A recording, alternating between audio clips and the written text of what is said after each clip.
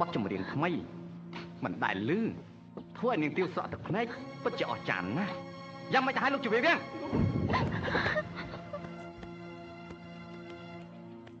យ៉ាងមិនលោកជវាវាំងពីរត់ដល់ថាស្លាប់ហើយអូយព្រះពរម្ចាស់បទចម្រៀងថ្មីគួរឲ្យសំណោះសំណោកមែនទេទុំមែនទេប្រកាសណាថ្លៃពិសេស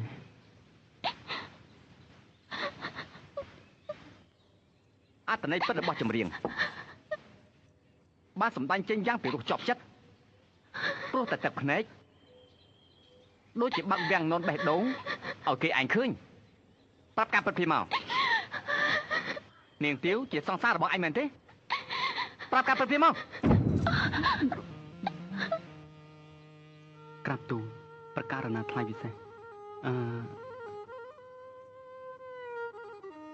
គ្រប់យ៉ាងគឺជាការពិតទាំងអស់ដោយដែលព្រះអង្គទ្រង់ជ្រាបក្រាបទូលទាវគឺជាបេះដូងថ្លើមប្រមាត់របស់ទូព្រះបង្គំយើងទាំងពីរបានក្លាយជាស្វាមីភរិយានឹងគ្នាទាំងកាយនិងបេះដូងមិនថាជាតិនេះឬជាតិណាទូព្រះបង្គំបានស្បត់ស្បែកសច្ចានិងរួមរស់ជាមួយគ្នាលុះគ្រាអវសាន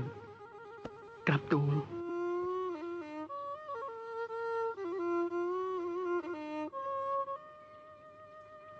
ទាវ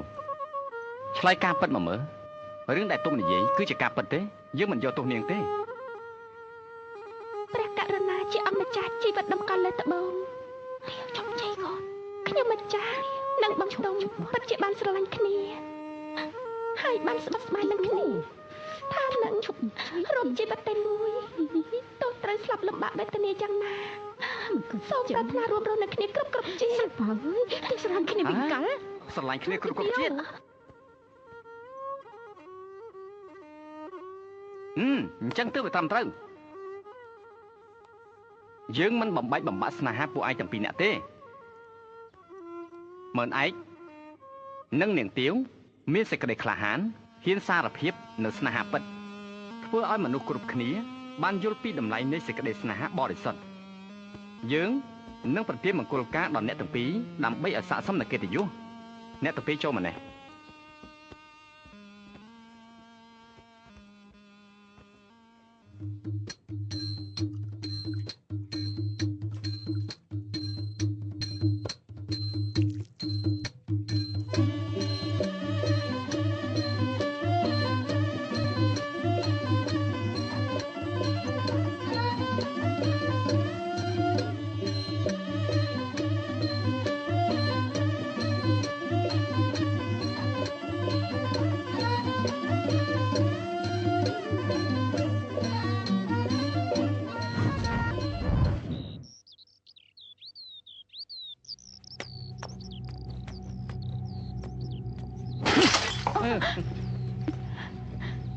មិនបាច់មកនិយាយថាខ្លួនត្រូវទេ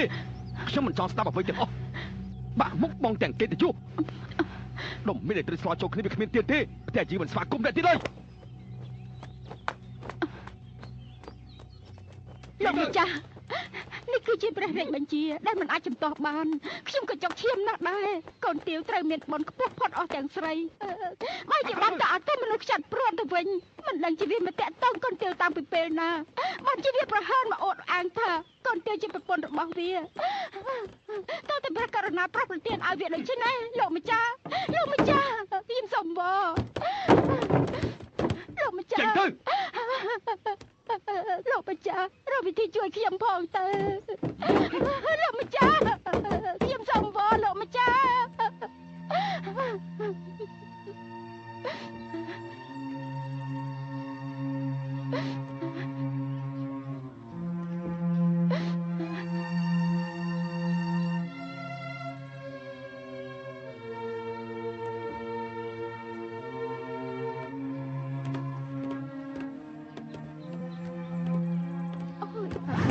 ចាំមិនដឹងណែឆ្លាំងកញ្ចុះហាចាអូយ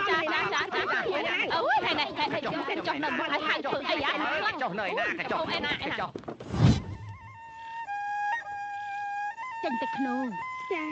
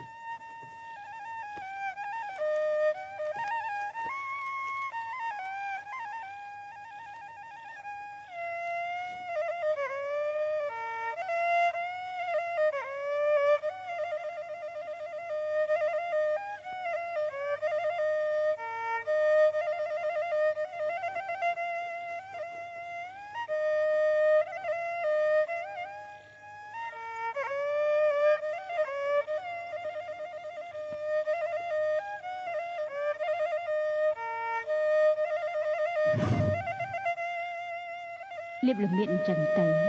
ស្បែករបស់កូនភ្លឺឲ្យរលោង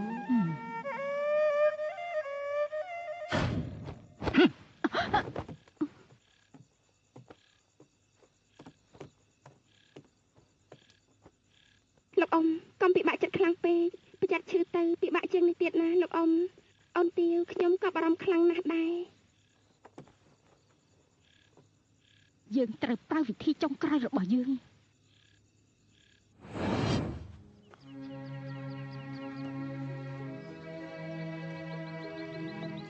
មើលមកស្លាប់ខ្លួនកាយរបស់គេទៅឲ្យស្រឡាញ់មែនណាគេចាំចឹងណា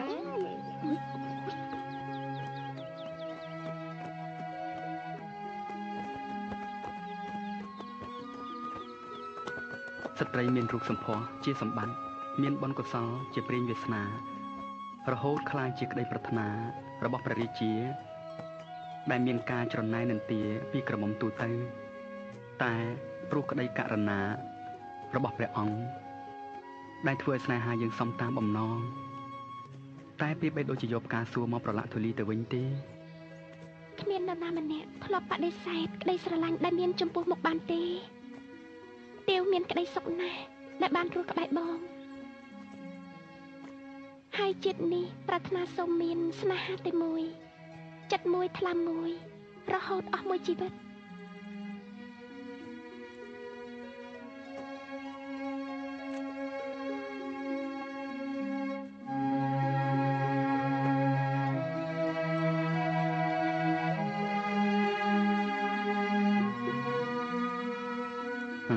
បងគ្មានទ្រព្យសម្បត្តិអ្វីក្រៅពីទឹកចិត្តនិងបេះដូងរបស់បងដែលមានឲ្យទាវទេហើយនេះជាផ្កាដែលចេញពីទឹកចិត្តរបស់បងសូមប្រគល់ជូនដល់អ្នកដែលស្រឡាញ់អស់ពីបេះដូងរបស់បង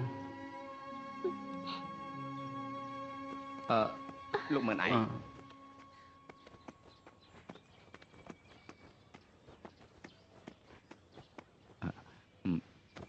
នេះជាសម្បត្តិដែលផ្ញើមកពីខេត្តត្បូងឃ្មុំមានរឿងអីនឹងបង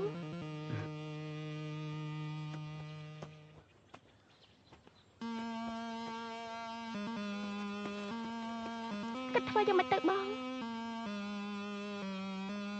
បងណា